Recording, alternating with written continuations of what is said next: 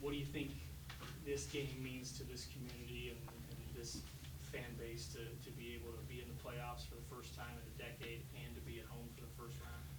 I mean, I think it means a lot. I mean, I remember hearing stories like when my dad was younger and stuff, and when like back in the '90s when Tressel was here, and like he'd be like, oh, like everyone went to the games, like that was like the thing. And then when Mark Brungard played, because like he went to Springfield, obviously, like where I'm from, and like I remember hearing stories that like almost the entire town used to go to the games just because he was playing, and like it was a home game, and it was like such a big deal, and it meant so much to the community. And now that we have a chance to have a home playoff game, and it's the first time in a decade, I just think it's huge for the community. Obviously, it could be pretty cold out there on Saturday looking at the forecast. How Mm-hmm. does that change things for you punting football? I mean, it's obviously a lot like a huge factor. The balls are going to be a lot colder, not going to have as much pop to them. But the biggest thing is just being able to like stay loose, stay like warm and ready on the sidelines to like when we have to punt and like when the situation comes that you're not going to be cold and that you can go out there and get the job done. According to the depth chart, Connor McFadden's going to be handling the place kicking. Does that change for you being his holder? You know, that night that you've worked with three guys? Not as much. Just I mean, at first it was a little challenging just because I never done it before. But I was able to get a lot of practice in, and I'm getting a lot more comfortable now. And like with between him and Nate, just being on that same side and like being there for so long, and just like getting the more reps I get at it, the more comfortable I feel. So it's not going to be that much of a big deal, but it's going to be exciting to see what happens. Follow up to a question. Do you guys feed off the big crowds? I mean, I know you would hope for a big crowd, but do you kind of feed off of that?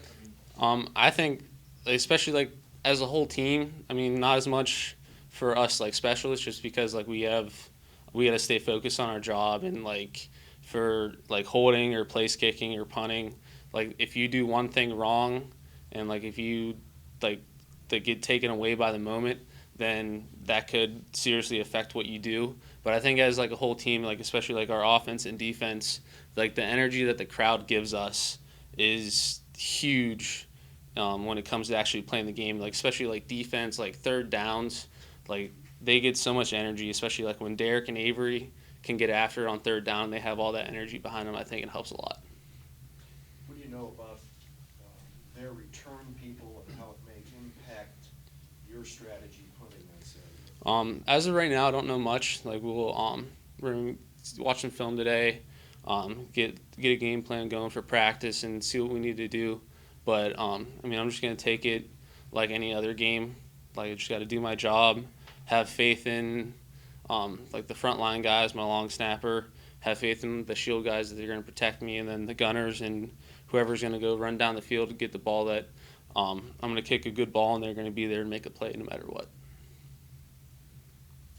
What's led to your success this year? You know, being a first-year punter starter, and having the average that you do, and just having the success that you did. Anything specific stand out in your mind? I think for me, it's the biggest thing was probably just confidence and just like having that belief that I'm gonna go out there and do well.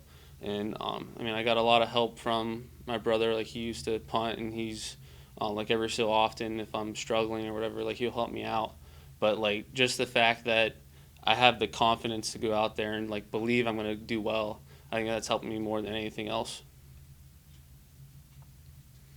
Let me ask you this: being in the playoffs and Coach Brungard being at Springfield now, have you had any conversations with him, maybe specific to Youngstown State and playoffs and that type of experience? I haven't specifically about like playoffs at this level and stuff, but I just know like from all the talk that like my brothers and like my parents and stuff how important it was to people, and I think that's like the biggest thing is just because like Youngstown and like the surrounding areas, like it's like a really tight knit community, and like we've always been like supportive of each other, and like especially like back in the heyday of Youngstown, like when everything was like clicking, like we were always like a very tight knit group. And I think that because like when he was in the playoffs, I think his biggest thing that he probably would tell me would just be like just cherish the moment, because it doesn't happen every day, and just the fact that you're going to be in that moment and it's going to be like almost surreal at first, but the fact that everyone's going to be behind you and supporting you, I think that'd probably be the biggest thing he'd say. This team's won 3 of their last 4. You guys have won 3 of their last 4. Stamford obviously has gone the other way. Do you sense momentum? I definitely sense momentum. I think that towards the middle of the year when we had a lot of injuries, had to make a lot of changes in a lot of different areas, and I think now we're starting to like build some progress where we're starting to figure it out a little bit better. Our offense and defense have been clicking a lot better. Our special teams have been getting a lot better since like the middle of the year when we had little struggles, but I think like each week, the past 3 weeks, we've just been getting better and better, and I think if that continues, like we could do something special.